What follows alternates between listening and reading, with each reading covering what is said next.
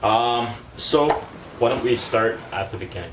Okay, so during the incident, Yeah, I'm if you can assuming? describe kind of what happened that day. Sure. So it was back in March. I was going to the park with my neighbors. It was actually their daughter's birthday party. So I went with 3 of my children. We were there. We saw a girl, an older girl, after we were there about 20 minutes, who was picking on a younger girl who lived in our complex. So me and my neighbor, we went up to the girl. We were asking her what was she doing. She was, answering us, being a bit rude. We were trying to talk to her. Basically to ask her why she was bullying, telling her she should stop. I mentioned, when she's in high school in a couple of years, there's going to be somebody bigger along to, pick on her. She wasn't liking that. She was starting to swear at us, get a bit aggressive, I guess you could say. And then I was holding Monica at the time, my baby, because she was just about 10 months, still couldn't walk yet. And then my neighbor, the last thing before the assault happened was my neighbor told her, just because you live at Jane and Finch doesn't mean you have to be another statistic.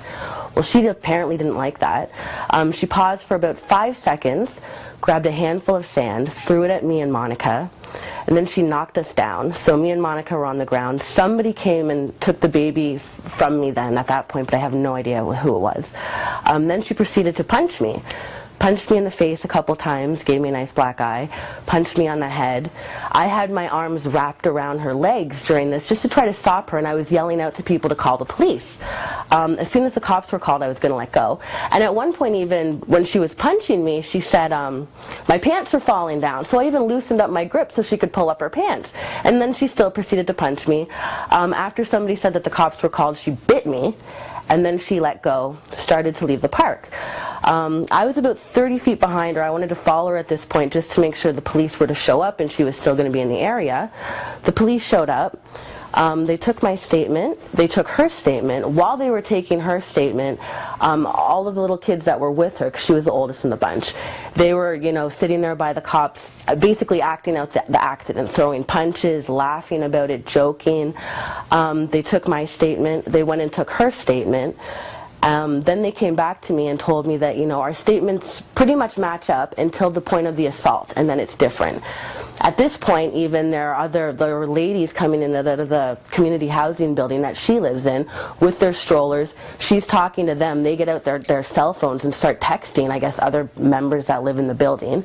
And then the police say, that because at this point they don't have enough evidence to charge her. They were going to go back to the park, speak with a few more people.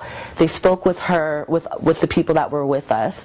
She didn't have a scratch on her. Her hair wasn't even messed up. I mean, it was fine. They basically said that they were going to take her home, talk to her parents, and in a couple of days an officer was going to contact me to see what I could do further. So they took her home. A couple of days passed and nobody contacted me. They also told me at that time that if they decided not to lay charges, that I could go and press charges myself. So about a week passed. I called and left a message. My husband called and left a message. We decided to go into the courthouse to press charges. The police originally sent us to the wrong courthouse, so we went to the right courthouse. I filled out all the information, went to hand it in, and they told me that because she's a youth, they need to get information from the police. So I had to go back to the police shop to ask for them to send it to the courthouse. Went back to the police shop. They told me to wait some more. Sorry, the police station. They told me to wait some more. The investigation was still, it was still in the beginnings of it. They gave me the name of the detective, Detective Barado, at that point, and told me to contact her. So I did. I contacted her again, left a message, nothing.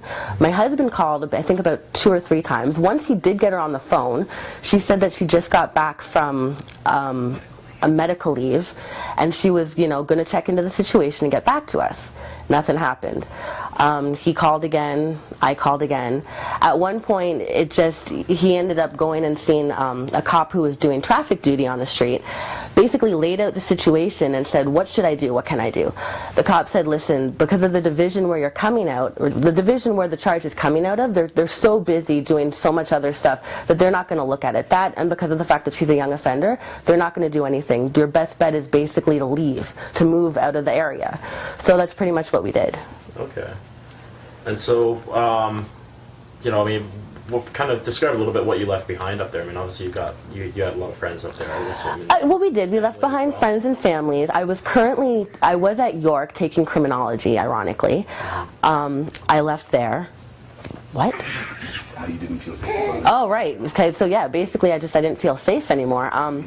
My husband was working nights, and so he'd sleep in the day while I was at school, but he also, at that point, he had to go and do the shopping by himself. He'd have to pick the children up at the bus stop at the school, because I wouldn't leave my house. I left my house one time to go to the store, and when I did and I walked through the park again, the actual girl who did the assault wasn't there, but all of her little friends were.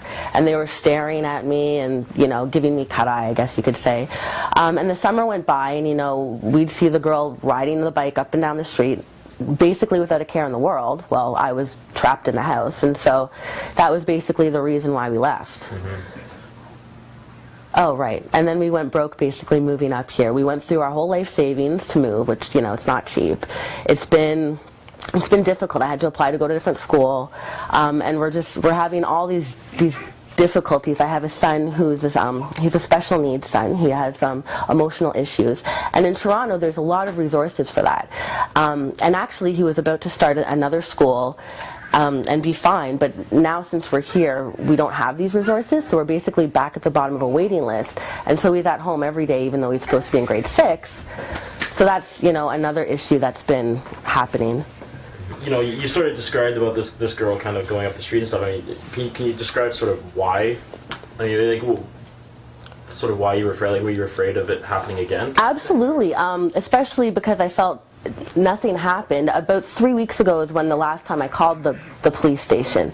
And when I called the officer at the front desk, instead of passing me off, he actually gave me some info.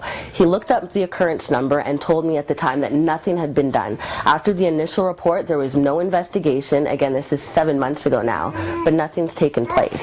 So a couple months before that, I figured nothing was being done since, you know, I called repeatedly.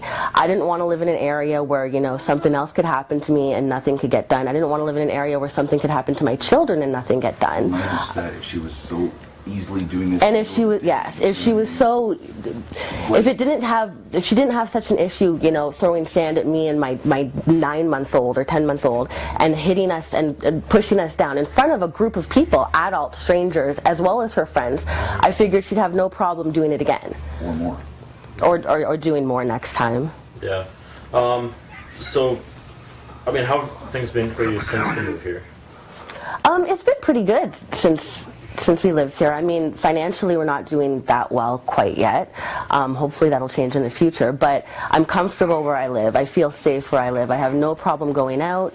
I have no problem with having my children outside. So overall, the safety issue makes it so much better. And I feel like if something was to happen here, maybe the police in London might actually do something. So. What are your hopes for being able to possibly move back up there at some point? Would you, or? No, not right now. I want to live in a place that is at least more family friendly. I'd like my children to be able to grow up in London. Again, if I could live in Toronto, I wouldn't be in a better. I'd be moving to a worse place than I am here, and I want to live in a nice place. I want my children to have a nice life. We lived at the Jane and Finch area for years and didn't have issues. A lot of the times when there's crime there, it happens to be in the housing and stuff. We didn't live in the housing. We don't consume drugs or nothing, so there's nothing really bad. We did have a shooting that happened outside of our house last fall, which I guess was the beginning of us feeling unsafe there. But again, it wasn't until the whole assault incident that we were directly involved in something. But again, nothing happened. Okay, so at the end of the day, I felt like I did the right thing. You see somebody getting picked on, especially this girl was twice the size of the girl she was picking on. She must have been about 225 pounds and 5'6" at 14. Like, she was a big girl, and she had no problem picking on people that were little younger than her. I didn't want her to see my kids connect them to me and her start picking on them. So that's... Everybody should, But right, everybody should still stand up for somebody when they see a problem. Although that being said, I think because of what happened, or the lack of action with what happened to me, I think I'd definitely pause if put in that situation again.